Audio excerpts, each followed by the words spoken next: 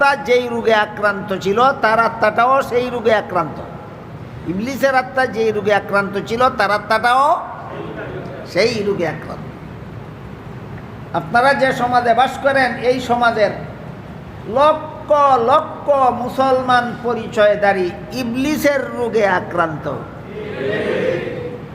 কতজন মুসলমান পরিচয়ধারী? লক্ষ লক্ষ। কোন কার রোগে আক্রান্ত? ইবলিসের রোগে আক্রান্ত। চিনবেন কিভাবে? চিনার ব্যবস্থা ওই যে বললাম পরীক্ষা আছে, পরীক্ষা করলেই ধরা পড়ে। পরীক্ষা আছে, খুব সহজ একটা পরীক্ষার কথা আপনাদেরকে বলি। 30 পারা কোরআনের শুরু থেকে শেষ পর্যন্ত যা কিছু আছে সবগুলির 16 আনা কোনো মানুষের কথা না, একমাত্র আল্লাহর কথা। এই জন্য কোরআনকে আল্লাহর কালাম বলা হয়। কালাম শব্দের অর্থই কথা। কালাম শব্দের অর্থই কথা। কোরআনের ভিতরে আল্লাহর কথা ছাড়া আর কোনো মানুষের কথা নাই। যত কথা আছে কোরআনে সবগুলি আল্লাহর কথা। এই জন্য কোরআনের নাম আল্লাহর কালাম। এবার বলুন তো, আল্লাহ কোরআনে কতগুলি কথা বেঠিক বলেছেন? একটা দুইটা বেঠিক কথাও বলেছেন? বলেননি। আমাদের সমাজে যদি মুসলমান পরিচয়ধারী এমন কোনো লোক পাওয়া যায় যারা নানা রকম যুক্তি তর্কের মাধ্যমে কোরআনের কোনো কথাকে বেঠিক সাব্যস্ত করে, কোরআনের কোনো কথাকে যদি বেঠিক সাব্যস্ত করে নানা রকম যুক্তি তর্কের দ্বারা, তাহলে সত্য স্বীকার করে নিল না সত্য অস্বীকার করলো?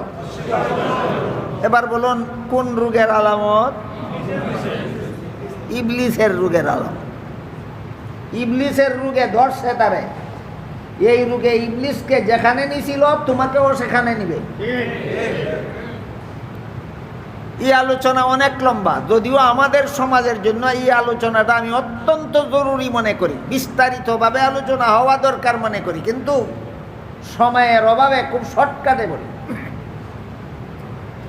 পবিত্র কোরআনে আল্লাহ যত কথা বলেছেন এর মধ্যে সূরা আহজাবের 33 নম্বর আয়াতে আল্লাহ একটা কথা বলেছেন যে, হে নবীর বিবিগণ এবং মুসলমান মহিলাগণ, তোমরা বসবাসের ঘরে থাকো। মুসলমান মহিলাদেরকে আল্লাহ বসবাসের ঘরে থাকতে বলেছেন। কোন সূরার কত নম্বর আয়াতে? সূরা আহজাবের 33 নম্বর আয়াত। ওয়াকারনা ফি বুয়ুতিকুন্না, তোমরা তোমাদের ঘরে থাকো। মুসলমান মহিলাদেরকে আল্লাহ কোরআনে ঘরে থাকতে বলেছেন, বসবাসের ঘরে। এখন যদি কেউ বলে পুরুষ পথে ঘাটে হাটে মাঠে শহরে বন্দরে যেখানে সেখানে ঘোরাফেরা করতে পারে, মহিলা কেন ঘরে বন্দি থাকবে? এমন কথা কি আপনাদের সমাজের কেউ বলে? কজন? 2-4 জন না লক্ষ লক্ষ? কোন সত্যকে অস্বীকার করলো? সূরা আহজাবের 33 নম্বর আয়াতের সত্যতাকে মন গড়া যুক্তির মাধ্যমে অস্বীকার করলো। ইবলিস যেই রোগে আক্রান্ত ছিল সেও সেই রোগে আক্রান্ত। পরকালে ইবলিস যাবে যেখানে তারাও যাবে সেখানে। পরকালে ইবলিস যাবে যেখানে তারাও যাবে সেখানে। বাকি রইল এই প্রশ্ন বাস্তব যে আল্লাহ মুসলিম মহিলাদেরকে ঘরে থাকতে বললেন কেন? মুসলমান মহিলাদেরকে আল্লাহ বসবাসের ঘরে থাকার হুকুমটা দিলেন কেন? অযৌক্তিক নয়। এই ব্যাপারে আমি অতীতে আপনাদেরকে বলেছি। হাকিমুল উম্মত হযরত আল্লামা আশরাফ আলী থানভী রহমতুল্লাহি আলাইহি আল মাসালিহুল আকলিয়া নামক কিতাবে লিখেছেন, ইসলামে এমন কোনো বিধান নাই যার পক্ষে চূড়ান্ত কোনো যুক্তি নাই। ইসলামের সমস্ত বিধান চূড়ান্ত যুক্তিসম্মত। ইসলামের সমস্ত বিধান চূড়ান্ত যুক্তিসম্মত, যুক্তি বিরোধী কোনো বিধান ইসলামে নাই। তবে ইসলামের সকল বিধানের যুক্তি বোঝার যোগ্যতা সকল মানুষের মাথায় নাই। যুক্তি নাই না বোঝার যোগ্যতা নাই? বোঝার যোগ্যতা।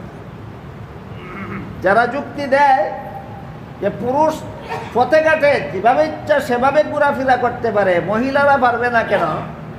এরা এই বিধানের যুক্তি আছে, কিন্তু এদের মধ্যে যুক্তি বোঝার যোগ্যতা নাই। আমরা যারা কোরআন বোঝার জন্য এখানে এসেছি, আমরা একটু বুঝে নেওয়ার চেষ্টা করব কোন যুক্তিতে আল্লাহ মহিলাদেরকে বসবাসের ঘরে থাকতে বললেন। কোনো যুক্তি নাই না? যথেষ্ট যুক্তি আছে। আমি অতীতে আপনাদেরকে বলেছি, আল্লাহ মহিলাদের জীবনে একতরফা কতগুলি দায়িত্ব প্রদান করেছেন যেইগুলি কোনো পুরুষের জীবনে নাই। এই দায়িত্বগুলি শুধু মহিলাদেরকেই পালন করতে হয়। যেমন প্রতি মাসে মাসে মাসিক ঋতুস্রাবের ঝামেলাটা শুধু মহিলাদেরকেই সহ্য করতে হয়। প্রতিটি সন্তান গর্ভে ধারণ করার কষ্টটা শুধু মহিলাদেরকেই সহ্য করতে হয়। প্রতিটি সন্তান প্রসব করার কষ্ট শুধু মহিলাদেরকেই সহ্য করতে হয়। প্রতিটি সন্তানকে স্তনের দুধ পান করাবার দায়িত্ব শুধু মহিলাদেরকেই পালন করতে হয়। প্রতিটি সন্তানকে লালন পালন করার গুরু দায়িত্ব শুধুমাত্র মহিলাদেরকেই পালন করতে হয়। কটা দায়িত্ব হইল মহিলাদের আলাদা? 1 নম্বর ঋতুস্রাব, 2 নম্বর গর্ভধারণ, 3 নম্বর প্রসব, 4 নম্বর স্তন্যদান, 5 নম্বর লালন পালন। কটা?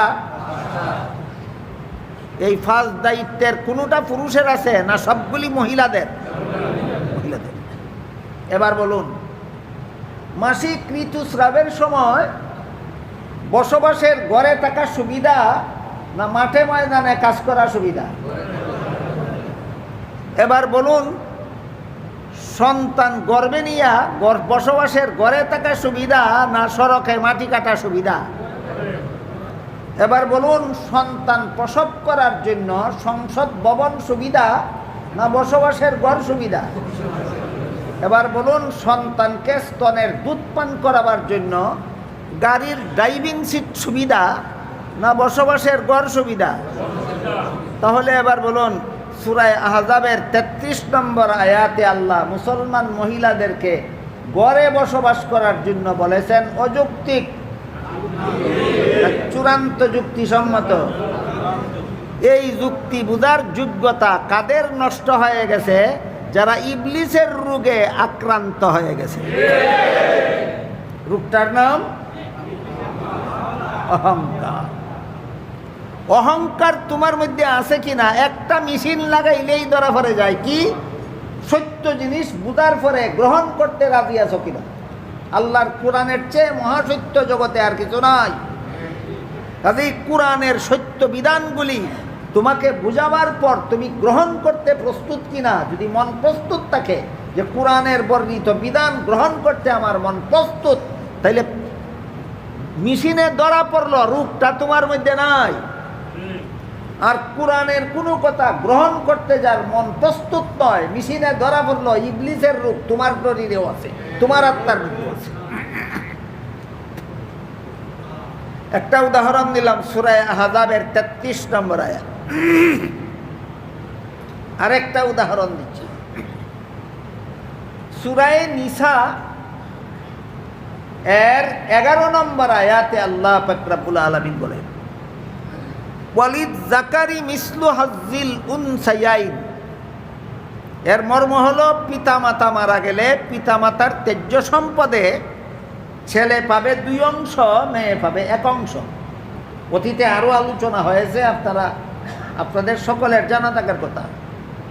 ইসলামের বিধান মতে মা বাবা মারা গেলে মা বাবার সম্পদে ছেলে পায় কত অংশ? আর মেয়ে পায় 1 অংশ। কোন সূরার কত নম্বর আয়াতের বিধান? সূরা নিসার 11 নম্বর আয়াতের বিধান। এখন যদি কেউ বলে আমরা নারী পুরুষকে সমান অধিকার দেব, বলুন আপনারা যে সমাজে বাস করেন এই সমাজে কোনো মুসলমান পরিচয় দানকারী আমরা নারী পুরুষকে সমান অধিকার দেব বলে কিনা? সমান অধিকার দিলে কে পাইব কত অংশ? সমান সমান। নারী পুরুষকে সমান অধিকার দেব এমন কথা বাংলাদেশের 2-4 জন মুসলমান বলে না লক্ষ লক্ষ?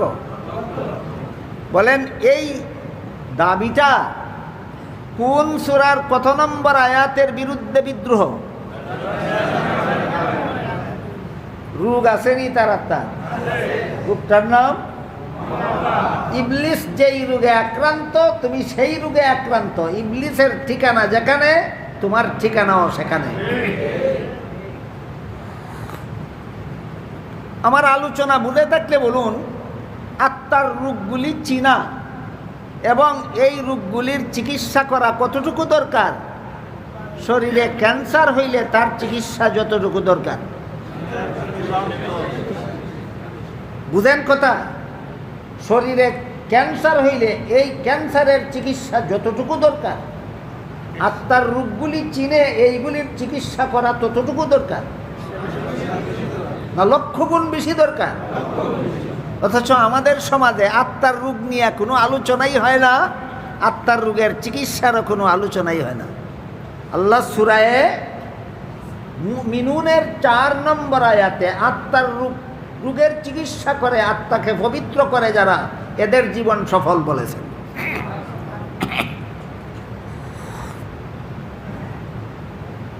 এখন সূরায়ে নিসার 11 নম্বর আয়াতে যে আল্লাহ বলেন ছেলে পাবে 2 অংশ, মেয়ে পাবে 1 অংশ,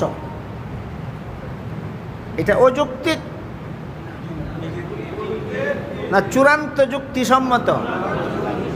কিন্তু আল্লাহর সকল বিধানের যুক্তি বোঝার যোগ্যতা সকল মানুষের মাথায় নাই। আমরা যারা কোরআন বোঝার জন্য এখানে এসেছি, আমাদের দায়িত্ব আল্লাহর বিধানগুলির যুক্তিটাও এখান থেকেই বুঝে নেওয়া। কোন যুক্তিতে আল্লাহ বললেন ছেলে পাবে 2 অংশ, মেয়ে পাবে 1 অংশ? অতীতে বলেছি আমি আপনাদেরকে, ছেলের জীবনে খরচের খাত আছে 2-3টা, খরচের খাত আছে 3টা। ছেলে সাবালক হওয়ার পর থেকে নিজের লালন পালনের দায়িত্ব তার নিজেরই, নাকি ছেলে সাবালক হলে পরেও তাকে লালন পালন করা বাবার দায়িত্ব না নিজেরই? 2 নম্বর, বিয়ে করার পর থেকে বউ ফেলার দায়িত্ব তার। 3 নম্বর, সন্তানাদি জন্ম হলে পরে সেগুলি লালন পালন করার দায়িত্ব। বুঝে থাকলে বলুন, ছেলের জীবনে খরচের খাত কটা? অংশ পাইছে 2টা, খরচ আছে 3টা, অংশ পাইছে। পক্ষান্তরে এই বাবার ঘরে যদি কোনো মেয়ে জন্ম হয়, মেয়ের জীবনে খরচের খাত নাই একটাও। মেয়ের জীবনে খরচের খাত নাই একটাও। বিয়ের পূর্ব পর্যন্ত লালন পালনের দায়িত্ব বাবার, বিয়ের পর থেকে মরণ পর্যন্ত মেয়েকে লালন পালনের দায়িত্ব স্বামীর। নিজের লালন পালনের দায়িত্ব নাই, স্বামী পালার দায়িত্ব নাই, সন্তান পালার দায়িত্ব নাই, খরচ নাই একটাও, অংশ পাইছে একটা। এবার বলুন, 3 খরচলা 2 অংশ পাইলে বেশি পায় না নাই খরচলা 1 অংশ পাইলেই বেশি পায়? তাইলে ছেলেকে আল্লাহ বেশি দিলেন না মেয়েকে বেশি দিলেন? এখানেও মেয়েকেও আল্লাহ অগ্রাধিকার দিয়েছেন। তোমার মাথার মস্তক ফসা, আল্লাহর বিধানের যুক্তি বুঝার যোগ্যতা তোমার মগজে নাই। কেন এই যোগ্যতাটা নষ্ট হইল? কেন? রোগে ধরছে। যোগ্যতা নষ্ট হইল কেন? এবার বলেন কার রোগ?